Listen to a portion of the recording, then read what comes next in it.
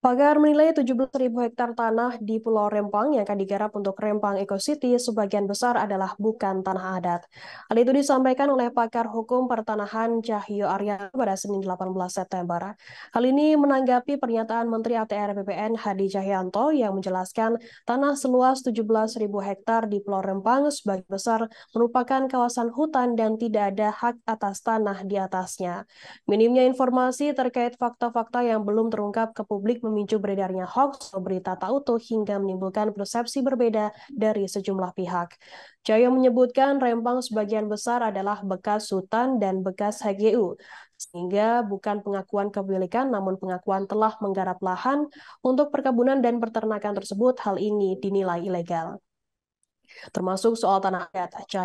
Cahyo menjelaskan, belum ada dasar hukum yang jelas terkait apa saja yang membuat sah keberadaan permukiman tanah adat di Pulau Rempang.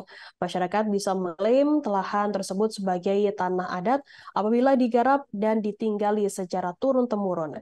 Namun hal ini perlu dicek dan diteliti kembali hutan yang dilepaskan tahun berapa kepada para penggarap.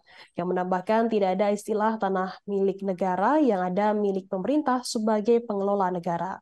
Semua wilayah Batam direncanakan akan menjadi milik pemerintah di bawah pengelolaan BP Batam dengan ciri-cirinya BP Batam diberi hak pengelolaan lahan atau HPL. Jika BP Batam mengajukan kerjasama dengan investor, maka investor akan mendapatkan hak guna bangunan di atas HPL. Artinya pemilik tanah tetap pemerintah, dalam hal ini wilayah Batam. Pendudukan oleh masyarakat Pulau Rempang tidak serta-merta menjadikan masyarakat tersebut menjadi pemilik tanah yang dimaksud. Menurutnya, kasus kampung ini berbeda dengan pendudukan yang dilakukan masyarakat Pulau Rempang atas bekas perkebunan HGU.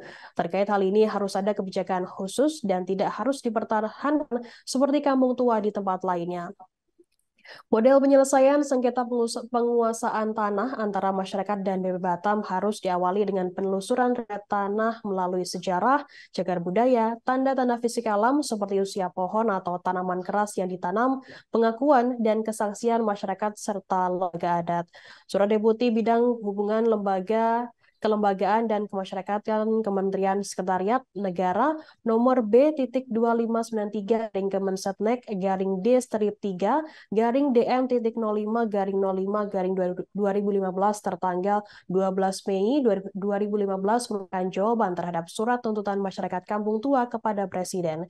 Sementara itu, pengamat kebijakan publik Agus Pambagio menduga adanya tumpang tindih terkait kepemilikan lahan sehingga mengakibatkan konflik agraria di Rempang.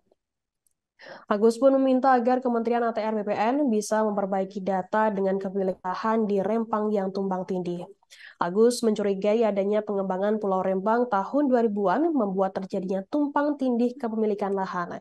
Ia mengatakan bahwa perencanaan adanya proyek di Pulau Rempang memang sudah sejak lama, sekitar tahun 2000-an. Namun proyek tersebut tak kunjung digarap dan lahan pun dibiarkan begitu saja sehingga dijadikan tempat permukiman warga. Ia menyebut di Indonesia mayoritas kepemilikan tanahnya memang kurang jelas. Bahkan ia menyebut secara legal tak ada aturan yang mengharuskan pemerintah melakukan ganti rugi terhadap tanah milik negara yang ditinggali masyarakat. Masalah konflik agraria itu pun menjadi bumerang bagi masyarakat terkait ada statement janji kampanye Presiden Joko Widodo pada tahun 2019 lalu yang disebut akan memberikan sertifikat kepada masyarakat. Sehingga ketika investor ingin membangun lahan tersebut akan menjadi terhambat karena kurangnya data studi sosial antropologi. Menurutnya dalam hal ini pemerintah tak mengkaji dengan studi ilmu sifat manusia. Agus pun juga menduga adanya konflik kepentingan di balik permasalahan agraria yang ada di Pulau Rempang.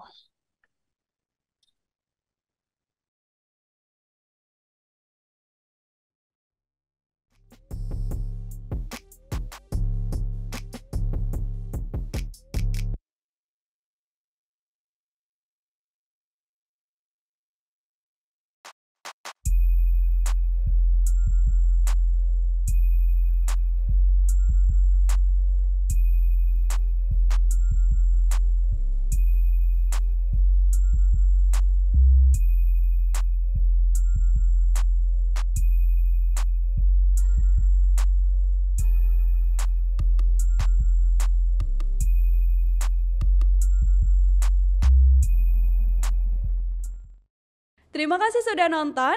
Jangan lupa like, subscribe, dan share ya.